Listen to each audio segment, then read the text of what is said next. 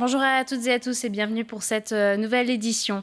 À la une de l'actualité, une demi-douzaine de soignants en colère devant la préfecture de la Vendée à La Roche-sur-Yon. Ils protestent notamment contre l'obligation vaccinale mise en place à partir d'hier dans tous les établissements de santé. Les 6 soignants sont pour le moment suspendus, faute d'être vaccinés. L'une d'entre eux a même entamé une grève de la faim. Une trentaine de personnes les ont rejoints aujourd'hui en fin d'après-midi pour soutenir leur initiative. Je pense que ça doit être un choix, surtout que, tout le monde doit le savoir, les vaccins, ils sont à titre expérimental.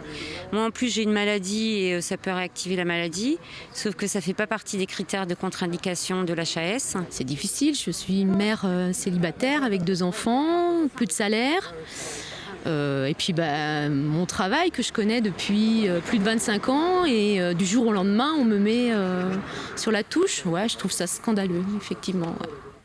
Autre rassemblement partout en France et à La Roche-sur-Yon pour réclamer l'individualisation de l'AAH. À La Roche-sur-Yon, ils étaient quelques dizaines à manifester cet après-midi. L'AAH, c'est l'allocation aux adultes handicapés versée par l'État. Aujourd'hui, son montant dépend des ressources financières du foyer et pas seulement du bénéficiaire. Une proposition de loi est en cours d'étude à l'Assemblée nationale visant à redéfinir les conditions d'attribution de cette aide. Une personne qui vit chez ses parents, qui est en situation de handicap, on ne demande pas les revenus, donc la personne va toucher ses 900 € environ par mois, il n'y aura pas de souci. Mais si la personne est pacsée, mariée et autres, on prend les revenus du couple et donc par définition, si la personne gagne 1 700 à 2 000 € par mois, la personne n'aura peut-être pas complètement l'allocation adulte handicapé supprimée, mais au lieu d'avoir ces 900 € par mois qui lui donnent un minimum, je dis bien un minimum d'autonomie financière, s'il lui reste plus que 400 € pour vivre, beaucoup de personnes perdent l'indépendance financière. Et parmi les bénéficiaires de cette aide, Nathalie Brumer, qui vit au Poireux-sur-Vie. Mariée depuis 20 ans, l'aide qu'elle reçoit fluctue surtout en fonction des revenus de son mari, alors infirmier libéral. Aujourd'hui, elle touche une quarantaine d'euros d'aide par mois et souhaiterait plus d'indépendance financière. Un reportage d'Alix Lanos. Timéo vient de rentrer de l'école et fait ses devoirs avec sa maman. À 42 ans, Nathalie Brumer souffre d'une maladie génétique rare. Lourdement handicapée, elle perçoit une AAH, une allocation adulte handicapé, d'un montant de 43 € par mois. Parce que mon mari gagne trop. C'est en fonction des revenus du couple. Une allocation calculée en fonction des revenus du couple et non pas de la personne concernée. Une injustice pour les associations du monde du handicap qui dénoncent cette situation depuis plusieurs années. Nathalie travaille comme bibliothécaire à raison de 9 heures par semaine. Elle touche environ 400 € par mois en plus de son AAH. Pas de quoi être indépendante financièrement. Une situation pesante pour cette maman. Notre fils est là et c'est vrai que j'aime bien pouvoir moi-même lui offrir des choses. Ou simplement acheter ses vêtements, moi-même. Mais bon, je peux pas toujours tout assumer, malheureusement. Une proposition de loi permettant d'individualiser le calcul de cette allocation avait été votée en première lecture à l'Assemblée nationale puis au Sénat en mars 2021, avant d'être refusée en seconde lecture par le gouvernement, pour qui ce minima social doit également reposer sur la solidarité familiale. Mais au-delà de l'aspect purement financier, c'est de reconnaissance dont Nathalie a aujourd'hui besoin.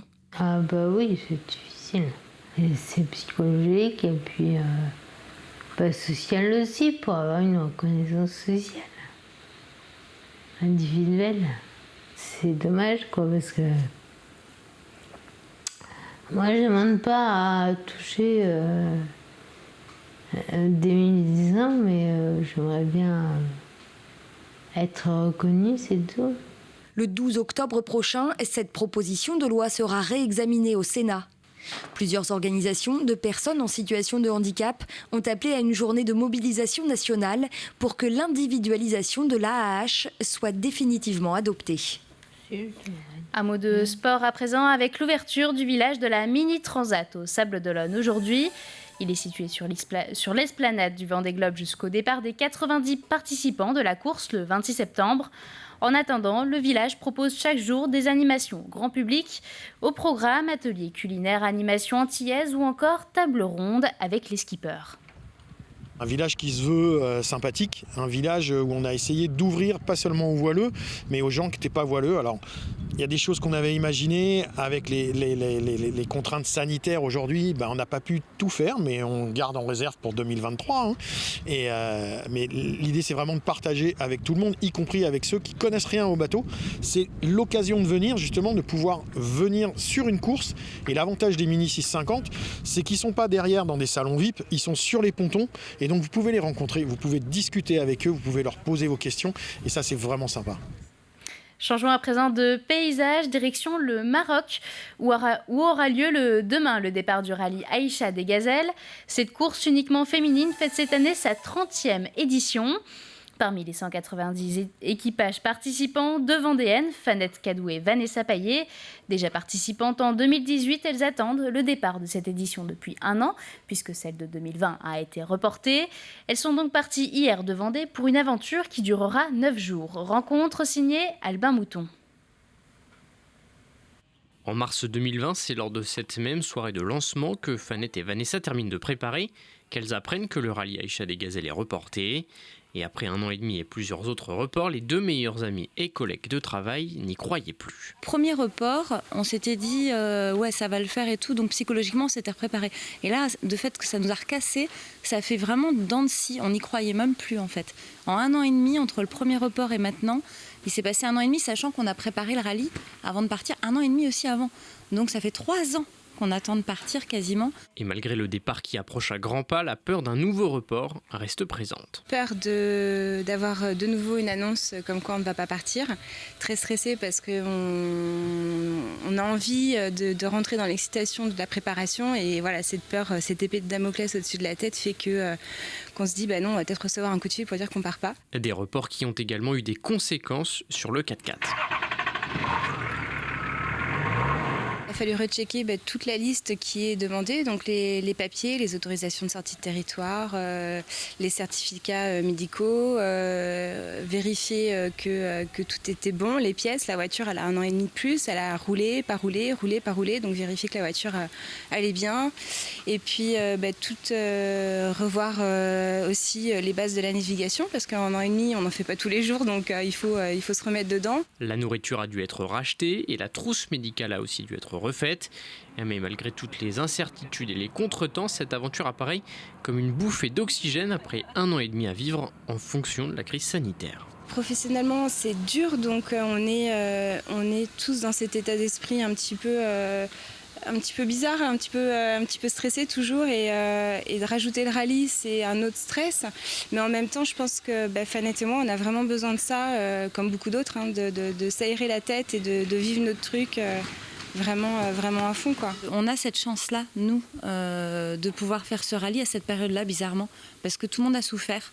Et nous, on va avoir cette chance d'être à l'autre bout du monde, de couper justement de tout, du Covid, qu'on est dedans depuis 1 an et demi, on n'aura plus de télé, plus de téléphone, plus rien. Je pense que là, on veut être bien classé, mais je crois qu'on prendra plus de temps à regarder autour de nous.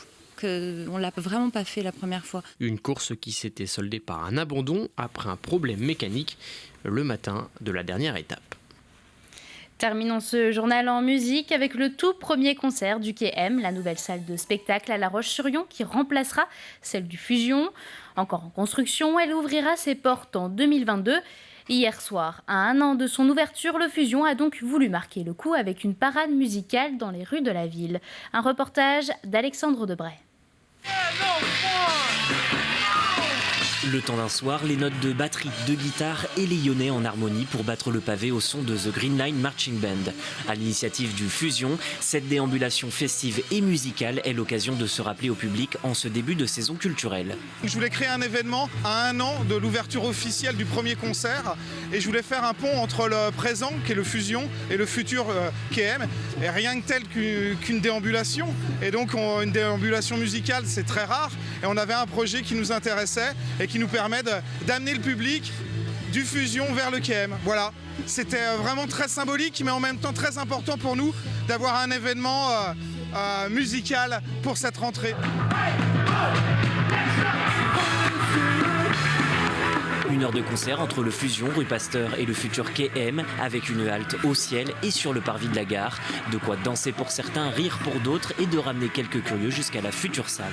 C'était hyper cool. Alors je ne me rappelle plus exactement de leur nom, mais en fait il n'y a que des super icônes dedans et c'est ce qui m'a donné envie de venir. Ça fait plaisir, hein, effectivement de par la conjoncture, tout ce qu'on a vécu depuis quelques semaines, depuis quelques mois. C'est complètement nouveau dans un contexte de chantier. Le spectacle n'est pas encore terminé. Après la déambulation, un concert de 20 minutes est organisé dans la salle encore en construction avec des spectateurs qui prennent déjà leur marque. Il faut encore un peu se projeter parce qu'il manque des morceaux, c'est sûr, mais ça va être balèze. C'est certain, ça change tellement, effectivement, ça circule, il y a de l'air partout, c'est grand, voilà. Puis c'est audacieux au niveau architectural, ce qui manque un peu parfois à La Roche. C'est très prometteur, ça a l'air très sympa, je trouve que la façon dont c'est disposé, c'est assez convivial, les circulations se font bien, je pense qu'on va vraiment être bien ici pour apprécier la musique. Pressé que ça reprenne, que cette salle se termine et qu'enfin on vienne faire des concerts. Là j'ai eu un petit peu de frisson quand même. Le KM contiendra 2 salles, celle-ci de 875 places et une seconde de 200, ouverture prévue septembre 2022. La météo demain, le soleil sera bien de retour avec quand même quelques nuages dans l'après-midi. Côté température, comptez jusqu'à 18 degrés le matin et 24 l'après-midi. C'est la fin de cette édition. Merci de nous avoir suivis. Je vous souhaite une très bonne soirée sur TV Vendée.